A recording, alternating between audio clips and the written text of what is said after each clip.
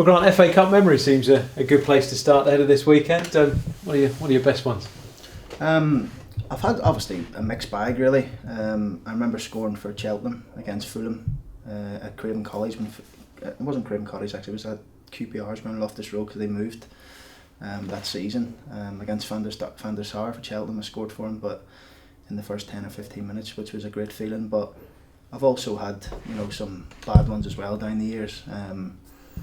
I think probably the worst one for me was when I was at Cheltenham when we drew Newcastle, I think, in the third round. We were flying high in the Premier League and I missed it through either suspension or injury or something. And I remember watching the boys, it was on TV, thinking, I'd love to have been out there. But listen, it's a special competition.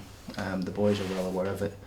It's a bit more real this morning when the FA Cup balls got delivered and we trained with them, and that's a special competition and everyone's looking forward to it.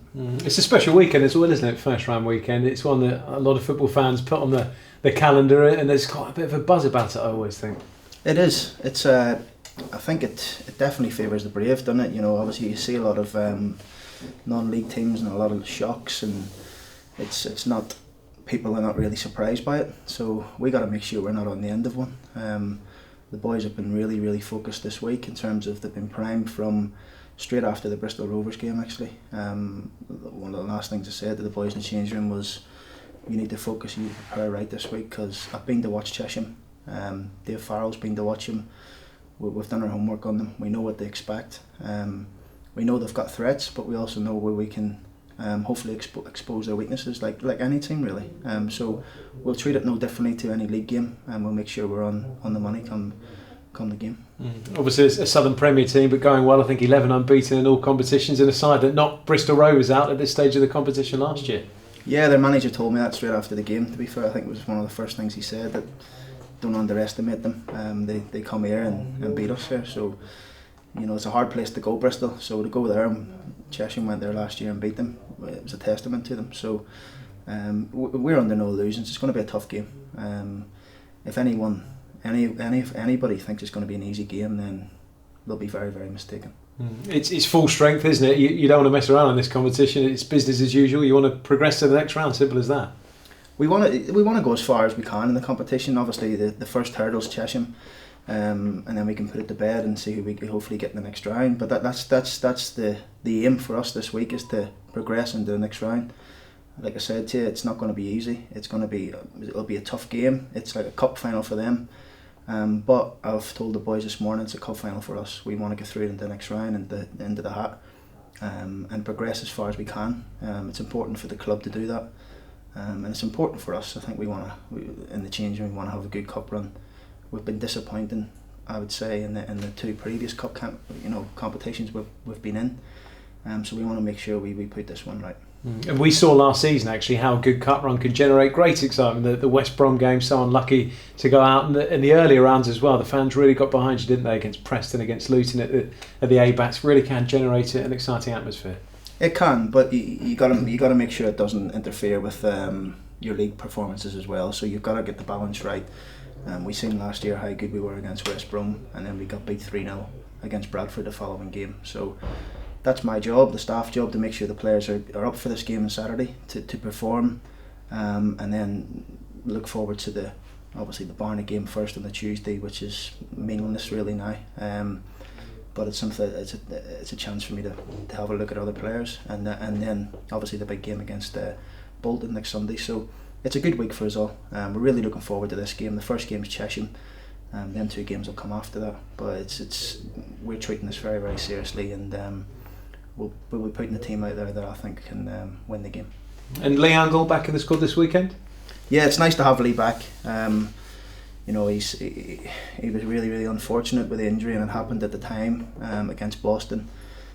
He's been a big miss for us really, in terms of his presence, what he brings to the team.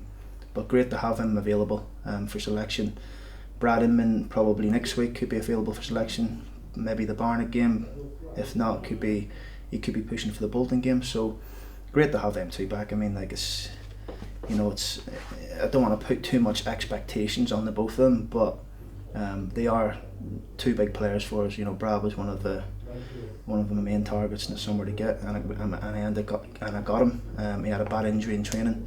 Leon Goal, we seen his first season last year. I think he got 14 or 15 goals in his first year, and he probably missed a lot of the games as well in terms of being on the bench and stuff like that. So, you know, it's almost 30 goals coming back into your team with them two, with the goals Brad scored at Crewe last year. So we're delighted to have them two back.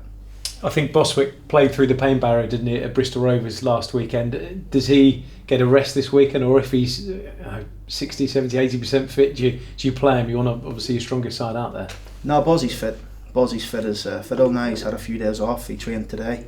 Bozzy will be in the selection process again in terms of what team I pick. He'll be thereabouts in it for sure. He's a massive player for us, Bozzy. You've seen, you know, the last 2 games he's played. We've taken 6 points with him in the team. He's huge for us at the minute, especially the way we want to play. So Bozzy comes through tomorrow unscathed. Bozzy will be available for selection on Saturday.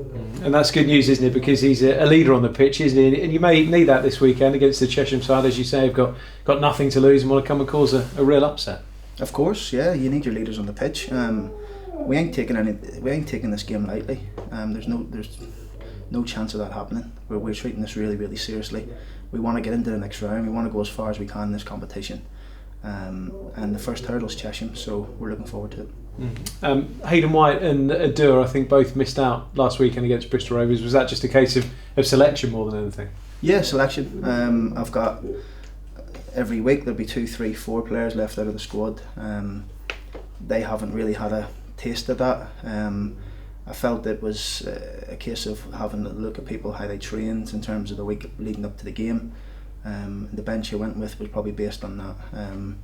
Also, we were carrying a couple of niggles on the pitch, as you know, with Michael Boswick and 1 or 2 others. So I had to make sure we were covered in them areas on the pitch, and nothing to do with Nathan and Hayden, because they really haven't really had a chance in the first team. But it was more to do with the fact that if anything happened to those players on the pitch, I was covered on the bench. And Hayden would have had his eye, I'm sure, on next weekend in Bolton, with international duty for Smith a possibility, but that's not now the case. You'll have Michael Smith for that game.